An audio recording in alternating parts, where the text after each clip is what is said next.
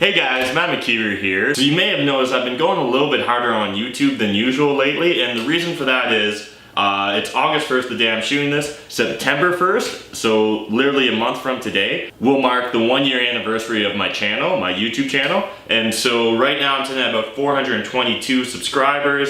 I'm just about to hit $100 in earned income. And so I figured as part of that, why not really double down in the month of August, just go hard. So I'm gonna be releasing a video every day. I'll be releasing a video like every goddamn day in the month of August. It's gonna be a huge challenge. I'm hoping to play with all sorts of different formatting styles though, and I'll kind of bounce around and mimic a bunch of popular YouTubers and bloggers and stuff. Or at least that's the plan. I sometimes get lazy or get distracted with the real estate hustle, but so yeah. So if you've been watching my channel from the beginning or you're a new subscriber, if you're enjoying this, I would really appreciate it if you guys would share your favorite video of mine on social media. You know, just go to YouTube, hit that beautiful share button, share it to your Facebook, share it on Twitter, share it on Instagram. That's gonna take more work though. I'd probably just share it on Facebook if I was you guys, but you do you. Anyways, I'd really appreciate it. I'd really love to hit 500 subscribers before I get to the 1-year anniversary on my channel. So today's video, really, I just figured I'd kind of play around with an idea. You know, I think I've given a lot of great practical advice on my channel, but I think I can still step it up a little bit further. So yeah, the way it often works with me and Jeff Weibel when I want to put an offer in on a property or when I'm interested in negotiating on a property, what'll happen is we'll view the property. Usually even before the viewing, I have a gut feeling on whether I want the property or not, but we'll walk through the property. By the end of the viewing, I'll definitely know if there's an opportunity with the property, whether I want to negotiate on, whether I just want to lock it down, or whether it's not worth the time of day. And so recently, me and Jeff went and checked out a property in Soho, and I ended up getting it under contract. And so I had the foresight, thankfully, this time to document the email I wrote up to Jeff right after viewing the property, just kind of lay out, you know, how I try and help manage my realtor. Now with Jeff Weibel, you guys are super familiar with him. He's always on this channel. This sort of handholding is usually not even necessary anymore, but I still want to document how, at the start, I would email a newer realtor and kind of break out exactly what my plans are. You know, Jeff's used to a lot of my tips and tricks and all the different bag of negotiating tools that I use, but a new realtor, don't just trust that they're going to be great at negotiating on your behalf. Honestly, unless you've really built up or experienced their ability to negotiate, I would assume nothing. So I think a lot of handholding at the start is important. That way you can just really lay out your expectations, lay out the expectations for the realtor, and that way hopefully you're not going to miss any deals or miss any opportunities. So anyways, let's jump into it. I'm going to throw up on my screen just me typing up the email, and I'll kind of talk you through my logic as I was, I'll talk you through my logic as I was writing up this email. So here we are. I'm going to blur out the name of the property just because I don't see why you guys need to know that. But so me and Jeff walked through the property. It was an interesting one. Really quirky layout. So it had a front 2-bed, 1-bath apartment and a really weird, funky apartment in the back that I'm not even going to dive into all the details. But so this is how I usually write out my emails to Jeff.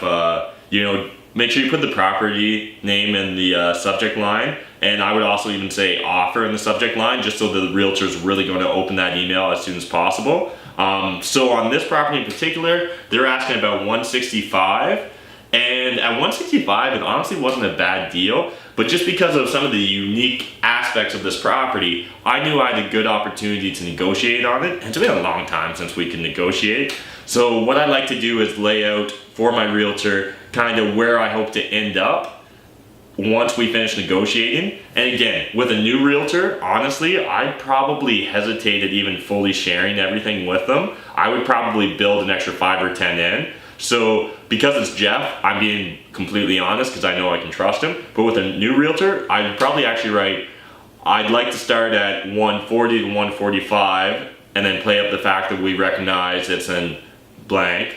And so there I'm just kind of laying out one of the problems with the property. So I knew that a lot of first-time buyers, a lot of realtors, and a lot of investors wouldn't be able to look past some of the quirkiness of this property. And so yeah, I knew that I could just go in there. Right now it's an illegal boarding house. I would just go in, tidy it up, and fix up the units and stop having it be an illegal boarding house and just a nice apartment instead. So sometimes when we're negotiating, we actually find it's more useful to first kind of have a verbal volley with the other realtor just to kind of feel them out on where they're at. I like to really let Jeff know, and I would let any realtor that I trust know exactly what my goal is for the property, so they know exactly that they need to push as hard as possible. Now, with a new realtor or a realtor that you don't know if you can trust, the risk of letting them know exactly what your goal is, well, they might not fight to get you a better deal. They might just fight you to get to that goal point, but a really good realtor is going to take pride in actually surpassing what your goal was. And honestly, there's been times where Jeff wanted to walk away from a negotiation just because he thought the other realtor was being unreasonable or wasn't working with us. And to have that sort of passion on your team is amazing. I honestly can't recommend it enough. If you don't have a Jeff Weibel of your own, you need to go out and find one, or maybe you should become one for your network. Just some thoughts. I like to lay out in bullet point form what my conditions are, just so that there's no miscommunication between me and my realtor, and that way once he's drawn up the offer of purchase and sale, that way I know I can just go through it fast and we'll get it done rather than having multiple revisions. We've mentioned this in the past, but it's been a while, but if your realtor doesn't use DocuSign, you need a new realtor, or you need that realtor to start using DocuSign. You shouldn't have to be printing things off, faxing them, scanning them. You should just be doing everything digital. It takes like 7 clicks and I buy a house with this, just with my cell phone. Honestly, I shouldn't have to get out of bed in order to buy a house, and your realtor shouldn't have to meet you up in person in order for you to buy a house either. Even if they're coming to you, that's still a waste of time. You're still slower than you could be. So get your realtor on DocuSign if they aren't already, and if they won't, get a new realtor. So yeah, on this property, because of the uniqueness of it, I knew it was probably going to be difficult to get a mortgage. So I simply wanted to avoid the financing condition completely, because I knew that would scare off the buyer, or if they saw, or I knew that would scare off the seller, where if they saw us come in without a financing condition, they're going to take us more seriously, and they're probably going to be more receptive to a lower offer. So I think that's really important to take into consideration whenever you're figuring out which pieces you're trying to trade in order to make the negotiation work.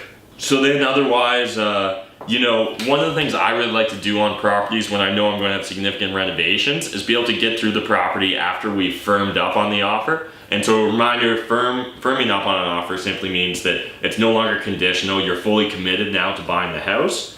And one of the things I really like to do is be able to go through the house once just with my contractor and be able to take measurements of everything, draw up some basic floor plans of what it looks like today and what we hope to accomplish by the time we're done our renovations. So that's just kind of what I'm mapping out here in this one paragraph.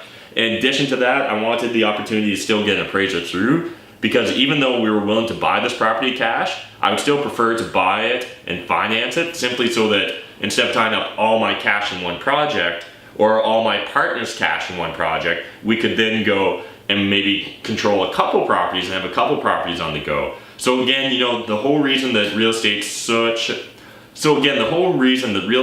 an attractive investment is simply your ability to leverage, and your ability to leverage easily and substantially. And so if you're buying a property cash, that's fine if the opportunity really warrants it, but you really need to factor in the opportunity cost there. Instead of buying one great deal with cash, what would happen if you could buy 3 good deals with leverage? What's your total net return on that? I think that's really important to take into consideration. And I know I definitely do whenever I'm looking at a property where I know I have to buy it in cash versus a property I know I can get traditional financing on. So then otherwise, our conditions here, list of rent rolls / units occupied, that's pretty standard stuff. Then we wanted, the front unit was currently vacant, and with some cosmetic updating, I could probably increase the rents being asked by $200-300 almost. So it was really important to me that the current landlord not rent it out between when I made my offer and when I closed on the deal, because I wanted to hit the ground running and get that renovated immediately so I could rent it for a higher amount. So that's why I just kind of go into this whole thing. The front unit needs to be vacant. As well, because it was an illegal boarding house, we want to try and get all the back tenants out as quickly as possible, simply so that both we're on side from a bylaw perspective, but also so we can start our renovations as quickly as possible. So again, I just wanted to plant the seed that I didn't want that landlord filling up any more of the bedrooms in the house. So if one was to become vacant, he needs to keep it vacant. And so unfortunately I wasn't paying attention at the time that I was shooting the video, but my screen capture was messing up. So you can't actually see the full email, but the only part that got cut off was a part where I simply said, this may be best done verbally, but if it helped us get our price, we could assume a lot of the junk or garbage that's in the garage. So this property had like a really nice shed garage at the back, but it was just jam-packed full of shit. And so I knew that if this seller was going to be sticky on his price, then maybe we could tick for tack, and either I could get the garage at least completely empty, or I could get the price I wanted and just inherit a bunch of his junk. So that was the only other thing. Then at the very bottom I just said, for the closing date, I'm not in a rush to close on this. If they were and it got us a deal, I could move it up, but let's shoot for like 90 days and see what they say. And the reason I wanted 90 days was just in the hopes that, you know, maybe he'll have a couple more vacancies come up and he won't be able to rent out those additional rooms. So hopefully when I got the property, it'd be closer to being vacant than occupied. So that was kind of the logic behind that. Otherwise, then just at the bottom of the email, I thanked Jeff and kind of explained to him why I was sending such a thorough email when usually, you know, I'll just give him a quick verbal call or text and just give him the gist of what my thoughts are, and he knows enough how to fill in the blanks. But for the purpose of this video, I just kind of wanted to break out exactly to you guys how I would go about this if I was a first time, how I'd go about this if I was buying a property with a realtor and just wanted to really manage how the negotiation went. So yeah, so that's it for this video, guys. Let me know, what do you think about the way I approached this negotiation? Also, just a reminder, it was at 165. Once the dust settled, we were able to get it down to and get it firm at 148. So we ended up coming 7,000 below my initial goal. So that's fantastic. And again, that's a sign of a realtor that's really working on your behalf, that Jeff was able to get us that price. So yeah, so that's kind of the story behind this property. I'm really excited to dive into this project, and I'll be documenting it for you guys. But we won't close on it till like September or October. I forget off the top of my head, but it'll definitely be a little bit until we close on this. But what do you think of these like super practical videos? I would really love to know, and if you enjoyed it, make sure you smash that like button. If you haven't already subscribed, hit that beautiful subscribe button. But let me know, how would you approach this negotiation differently in the comment section? Would you tell your realtor exactly where you want it to end up and then hope that they're going to act in your best interest? Or do you play a game with every realtor where you actually tell them 10,000 below where you want to end up just to try and keep them honest? I'd love to hear your opinions in the comment section down below. I plan on keep doing a whole series of these videos, just kind of documenting, you know, how I try and find a realtor for the first time, the sort of script I give realtors, and let me know what other sort of practical advice you'd really enjoy, because I gotta make 31 videos for the month of August, guys, so I need all the ideas and all the help. So let me know in the comment section down below. As always, I'm Matt McKeever. I appreciate you taking the time to watch this video. And remember, making money is a team sport. There's more than enough money out there for us to all make it. But if you're not saving, I mean, like, what's the point? Thanks. Bye.